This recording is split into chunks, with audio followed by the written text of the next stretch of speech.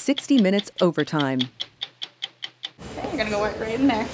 This week on 60 Minutes, we reported on a cutting-edge approach to brain surgery that could revolutionize treatment for Alzheimer's disease. Over the last year, Dr. Ali Rezai has been using ultrasound technology to more efficiently deliver therapeutics to specific parts of the brain in patients with Alzheimer's. The results he showed us were astonishing. So you can see here in this case, seen here in red blotches, beta amyloid plaque, a buildup of protein believed to be linked to the cognitive impairment in those with Alzheimer's, was dramatically reduced in those patients, 50% more than other parts of the brain treated with an infusion alone. Amyloid, the plaques, are protein fragments that accumulate in everybody's brain over time. In people with Alzheimer's, it accumulates much faster. So imagine your roads in your brain get blocked with congestion and lots of these protein clumps. So the brain cannot communicate because the roads are blocked and they keep on accumulating and impacting function. And what happens is you reach a critical threshold. At that point, usually about 15 to 20 years, you're accumulating these proteins, these plaques in the brain at a higher pace than you can clear them out. Because we always clear the plaques. We have plaques every day. At nights when you sleep, plaques are cleared, at which time you start having symptoms. For example, people cannot find their way around. They get lost. They can't do a bill or calculate a tip, and problems with memory and thinking occurs. It's just one of the areas impacted with Alzheimer's. There's many other factors, but this beta amyloid plaques are really becoming more and more of interest in terms of development of new therapeutic approaches for them to clear these plaques.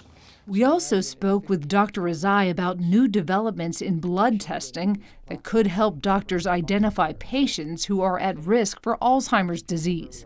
There are now blood tests that allow you to look at your blood test and look at plaques in your blood as a potential screening tool, even if you're not symptomatic or even if you don't know if you have Alzheimer's. So you could potentially look at your blood sample. You wouldn't even need a scan to know if you might have a plaque buildup in the brain? Indeed. So that technology is out there, and recently there's been a lot of progress there. So you can do a blood test that tells you that you have beta amyloid, and then the physicians can do further studies. It's an important, simple screening tool. And then you can get a brain scan, a PET scan, that basically looks at how much of these protein plaques you have in your brain, this beta amyloid. It's got a lot of ethical questions, what you would do with it. Each person needs to look at their own self and what they want to do with it. Right now, we're only doing it for people who have early Alzheimer's, very early mild cognitive impairment, or MCI. But I can see potentially a time in the future where people can say, I want to test my blood. I have a family history of Alzheimer's, so I want to know if I have beta amyloid in my blood. And if I do, maybe I want to get a brain scan to see if I have amyloid in my brain. And it's empowering for an individual to know what may be down the line. You may not get Alzheimer's, but then you know that you have increased beta amyloid in your blood and in your brain. And I want to make a point that's important. It's not just beta amyloid as the only cause of Alzheimer's. There are many factors, but right now it seems to be a key area where therapeutics are being directed with pharma and companies developing strategies to clear that beta amyloid. While a proven method to prevent Alzheimer's disease is not yet known, Dr. Rezai says positive lifestyle changes to diet, exercise, and sleep can improve your overall brain health, and that might reduce your risk for Alzheimer's disease. If you know you have plaques and they're accumulating, but you don't have the symptoms yet, what would you do?